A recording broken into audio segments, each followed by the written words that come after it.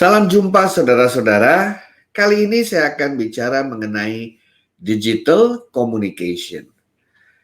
Kita tahu bahwa kalau kita berkomunikasi secara digital, baik melalui handphone, WhatsApp, atau mungkin lewat internet dengan cara mengirimkan email, chatting, ya, kemudian bisa juga kita melalui teleconference, ya, itu kita berinteraksi dengan orang lain.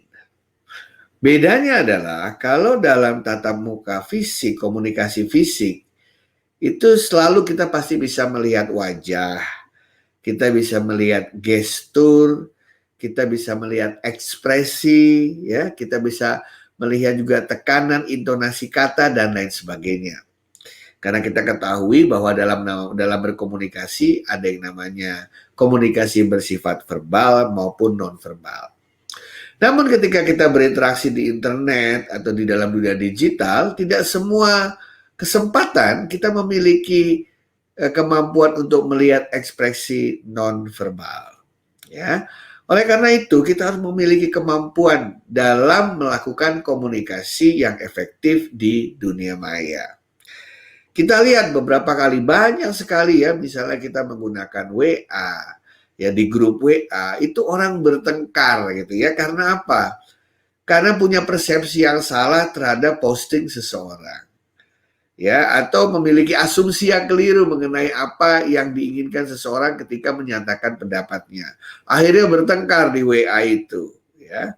Atau juga kadang-kadang di mailing list, ya, kita melihat, ya, apalagi kalau orang yang kita kenal, kita bisa membayangkan bahwa dia seperti apa karena kita sudah kenal lama.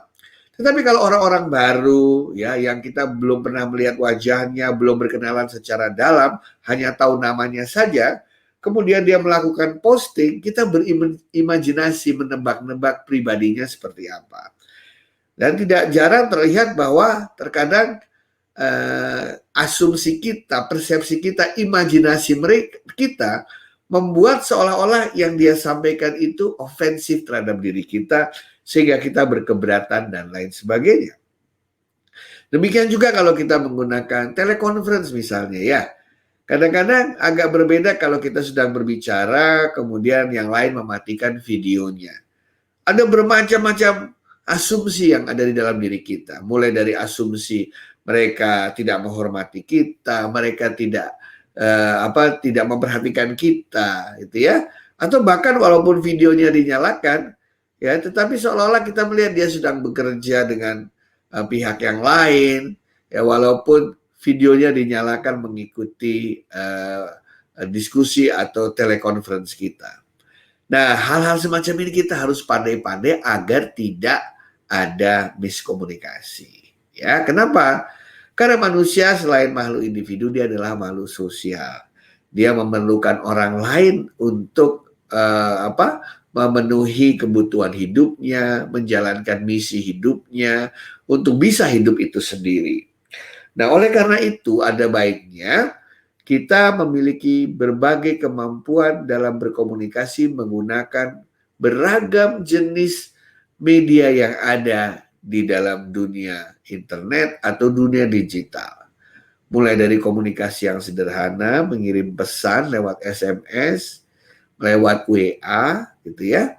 Kemudian mulai menjadi lebih rumit lagi kalau lewat mailing list, lewat WA groups, lewat chatting, ya.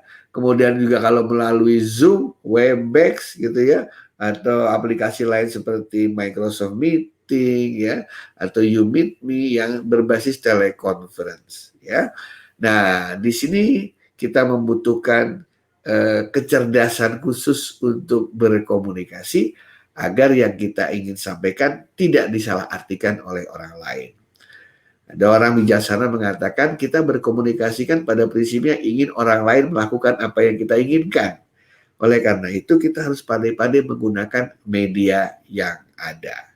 Ya, tidak banyak peristiwa yang terjadi karena salah komunikasi, miskomunikasi yang berakhir pada ranah hukum.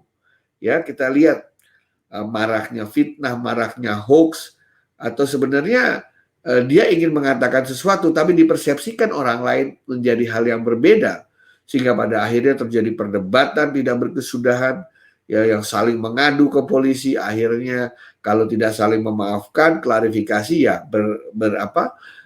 berakhir pada kasus hukum. Tentu saja ini menyita banyak waktu, tenaga, dan biaya. Oleh karena itu kita harus bijak-bijak dalam berkomunikasi, terutama ketika kita menggunakan media sosial. Ya, kita harus menjaga etika komunikasi dengan baik. Kita harus tahu hal-hal apa saja yang bisa melanggar privasi orang lain ketika berkomunikasi. Kita tahu di Indonesia ada undang-undang ITE ya, yang di dalamnya banyak sekali pasal-pasal yang berkaitan dengan komunikasi digital. Oleh karena itu, kita harus pandai-pandai berkomunikasi, pandai memilah dan memilih media mana yang cocok untuk disampaikan. Ya, oleh karena itu kita harus selalu berhati-hati ya dalam berkomunikasi. Kita harus tahu tujuannya apa, objektifnya apa, media apa yang akan kita gunakan, baru strateginya kita sesuaikan agar tidak terjadi hal-hal yang tidak kita inginkan. Selamat belajar, semoga Anda berhasil menjadi seorang komunikator yang hebat di dunia digital. Terima kasih.